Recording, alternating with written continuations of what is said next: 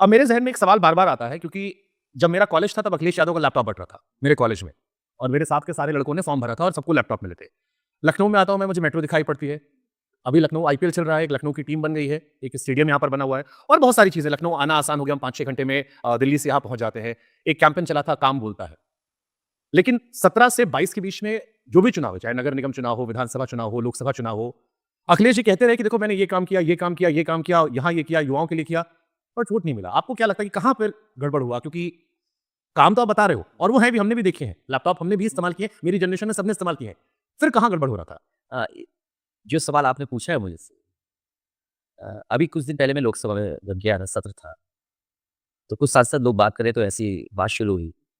BJP के एक सांसद थे, उन्होंने कहा कि हमने लगभग 1000 करोड़ का और उससे ज़्यादा खर्च किया अयोध्या में और मंदिर बनवा दिया और हम चुनाव हार गए। ये बात मैंने जब सुनी तो मैंने उनसे कहा कि मैंने भी आगरा से लखनऊ एक्सप्रेसवे बनाया था, लगभग 15,000 करोड़ का, मैं भी चुनाव हार गया। तो तब हाईवे नहीं पसंद था जनता को और शायद आज अपने आप को उन्होंने वोट से नहीं जोड़ा आपके मंदिर को। तो उस समय होता है और जनता स्वीकार करती है।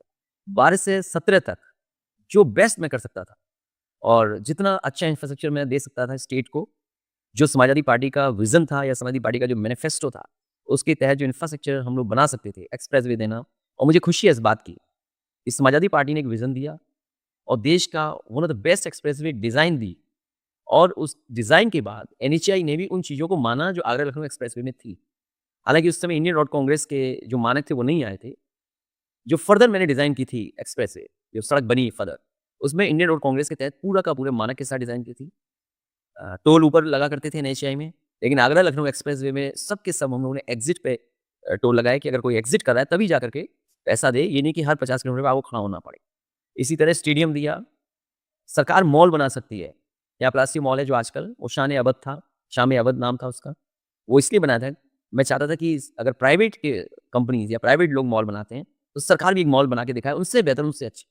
इसी तरह जब मेदांता का शिलान्यास हो रहा था, मैंने डॉक्टर त्रेहन से कहा था कि आपके बराबर और आपसे अच्छा मैं कैंसर इंस्टीट्यूट बनाने जा रहा हूँ और बना के दिखाया हम लोगों ने। अर्बन प्लानिंग क्या होती है, उच्च गज़रिया में करके दिखाया कि अर्बन प्लानिंग में सड़क कैसे बनती है, वहाँ पर और हाउसिंग का कैसे हो सकता है, यूटिलिटीज़ के लिए कहाँ पे कैसी जगह देनी चाहिए और मुझे खुशी है इस बात की कि एचसीएल का यहाँ पे लखनऊ में इन्वेस्टमेंट पाया, 100 एकड़ में उन्होंने ट्रेनिंग इंस्टीट्यूट बनाया, हज़ारों बच्चे लोग नौकरी पा रहे हैं, जो कभी हैदराबाद, चेन्नई या बैंगलोर में नौकरी करते थे, वो सब बच्चे बड़ी संख्या में आज यहाँ कर रहे हैं और मुझे याद है जब उद्घाटन हुआ था उस ट्रेनिंग इंस्टीट्यूट का, तो शिव नाडा जी के साथ-साथ वो फर्स्ट बैच के बच्चे मुझे मिले थे, कोई हैदराबाद में काम कर रहा था, कोई चेन्नई में काम कर रहा था, कोई अन्य स्टेट में।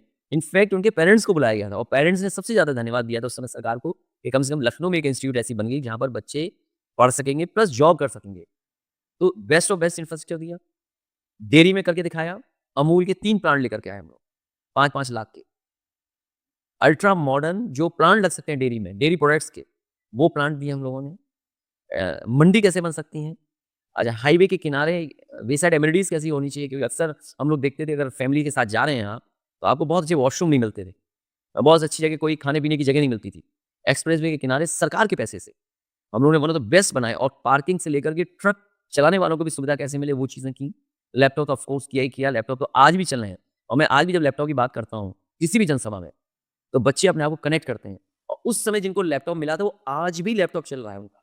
मतलब उस समय लैपटॉप बहुत बड़ी बात थी क्योंकि और सबसे अच्छी बात थी परिवार में अगर 1 या 2 गया लैपटॉप, तो पूरे परिवार ने सीखा। मुझे लखनऊ की एक कहानी याद है, एक अखबार ने लिखा कि जब लैपटॉप गया उसके घर में, हुँ।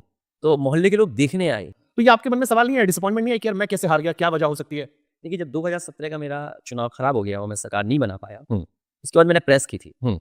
और प्रेस में मैंने कहा कि मैं लोगों को समझाता रहा, लोगों ने बात नहीं मानी और बीजेपी लोगों को बहकाती रही। लोग बीजेपी बातों में आ गए।